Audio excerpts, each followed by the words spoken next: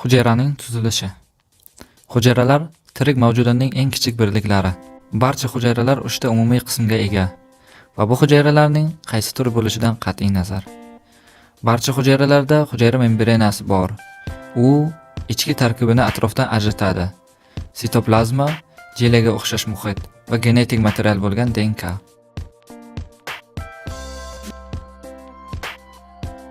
Hujayralarning 2 ta asosiy turi mavjud. Birinchi turi evkariotik hujayralar. Bu hujayralar organoidlarni o'z ichiga oladi va ular asosiy va boshqa muhim tuzilmalarni o'z ichiga oladi. Evkariotik hujayralar o'simliklar va hayvonlarni tashkil etadiganlar va yanada rivojlangan va murakkab hujayralardir. Ikkinchi tur prokaryotik hujayralar. Ularda membrana bilan o'ralgan yadro yoki organoidlar yo'q. Albatta genetik materialga ega, lekin u yadroning ichida mavjud emas. Prokaryotiklar har doim bitta hujayradan iborat yoki boshqacha qilib aytganda ular bir hujayrali organizmlar. Masalan, bakteriyalar. Xo'sh, organoid nima? Organoid so'zma-so'z tarjima qilinganda kichik organ degan ma'noni anglatadi. Organoidlar bu o'ziga xos funksiyaga ega bo'lgan hujayraning maxsus qismlaridir. Yadro hujayraviy boshqaruv markazidan boshlaylik. Yadro DNK yoki genetik materialni o'z ichiga oladi. DNK hujayra nima qilishi kerakligini va u buni qanday qilishini aniqlaydi. Xromatin yadro membranasi ostida joylashgan DNKning ochilmagan shaklidir. Hujayra bo'linishiga tayyor bo'lganda barcha DNK molekullari xromosomalar deb nomlanuvchi tuzilmalarga qo'yiladi. Yadro maxsus tuzilishdan tashkil topgan bo'lib, kichik yadro deb nomlanadi. Va u ribosomalar ishlab chiqariladigan bo'linma hisoblanadi. Ribosomalar yadrodan chiqib ketgandan keyin ularning eng muhim vazifasi oqsillarni sintez qilish bo'ladi. Yoki boshqacha qilib aytganda oqsillarni to'plash. Yadro tashqarisida ribosomalar va boshqa organoidlar meva suviga o'xshash eritmani sitoplazmaga siljib yuboradi. Ribosomalar sitoplazmada erkin yurishi mumkin yoki ET sifatida qisqartirilgan endoplazmatik to'rga biriktirilishi mumkin. ET bu endoplazmatik to'r. Endoplazmatik to'rning 2 turi mavjud. Ribosomalarni tashuvchi qo'pol endoplazmatik to'r va ribosomalar bo'lmagan silliq endoplazmatik to'r.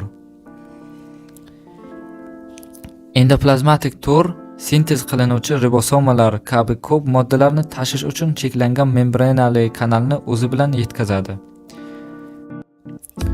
Proteinlar, ya'ni oqsillar va boshqa moddalar endoplazmatik to'rdan Golgi apparati, ba'zida Golgi tanasi deb ataladi. Ana shu Golgi apparatiga Golgi apparati qabul qiladigan va ularga qo'shiladigan kichik pufakchalarga chiqib yetib boradi.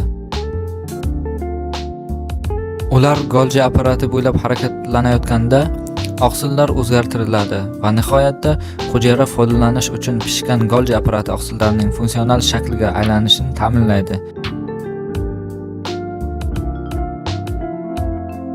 Yoki ularga lipidlar va uglevodlar kabi boshqa moddalar qo'shadi. Vakuolalar.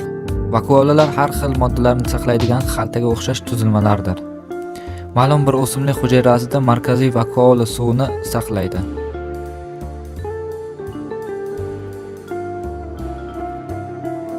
Siz lizosoma deb nomlangan organoidlarni kuzatishingiz mumkin. Lizosomalar maxsus utilizatorlardir. Shikastlangan yoki eskirgan hujayra komponentlarini ushlaydi. Lizosomalar bu hujayra qoldiqlarini parchalaydigan fermentlar bilan to'ldirilgan. Mitoxondriya. Mitoxondriya bu mavjud kuch organellasi ham hayvon ham o'simlik hujayralarida mavjudligi.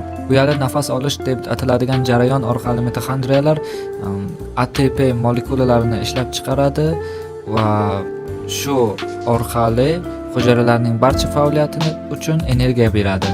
Ko'proq energiya talab qiladigan hujayralar shunga mos ravishda ko'proq mitoxondriyaga ega. Shuni ta'kidlash kerakki, hujayra o'z shaklini saqlab qoladi. Sitoskeletning mavjudligi tufayli. Sitoskeletga proteindan qilingan va ingichka ichi bo'sh qo'rlar bo'lgan mikrotrubalar, ya'ni mikrofilamentga o'xshaganlari kiradi.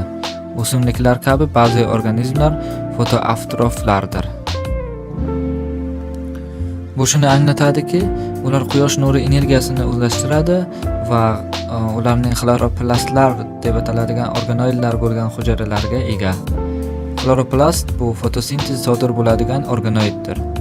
Xloroplast yashil rangga ega, chunki uning tarkibida yashil pigment bor, xlorofil deyiladi. O'simlik hujayralari ham hujayra membranalari ustida hujayra devoriga ega. Devor o'z shaklini saqlab qoladi va o'simlik hujayralarini himoya qiladi. Hayvon hujayralarida hech qachon hujayra devori bo'lmaydi. Faqatgina ba'zi hujayralarda uchraydigan boshqa ko'plab noyob tuzilmalar mavjud. Mana ulardan ba'zilari. Inson tanasida masalan nafas yo'llari hujayralari bilan qoplangan bu mikroskopik sochga o'xshash shakllar to'lqinlarda harakatlanishi mumkin. Bu xususiyat nafas olayotgan havodagi zarrachalarni ushlashga va yo'talayotganda ulardan qutulishga yordam beradi. Ba'zi hujayralarning yana bir o'ziga xos xususiyati flagella. Ba'zi bakteriyalarda flagella bor. Flagella kichik domga o'xshaydi. Bu hujayraning oldingi siljishiga yordam beradi. Flagellumga ega bo'lgan yagona inson hujayrasi bu spermatozoid hisoblanadi. Xulosa qilib aytadigan bo'lsak, evkariotik hujayralar bu yadro va membranali organellarga ega bo'lgan o'simlik va hayvon hujayralaridir. Holbuki prokaryotik hujayralar bir hujayrali organizmlar bo'lib, bu murakkab tuzilmalarga ega emas. Barcha hujayralarda hujayra membranasi, sitoplazma va genetik material mavjud va faqat o'simlik hujayralarida xloroplastlar mavjud. Va bu xloroplastlar mavjud bo'lsa-da, o'simlik va hayvon hujayralarida mitoxondriya bor. Xayr, salomat bo'ling.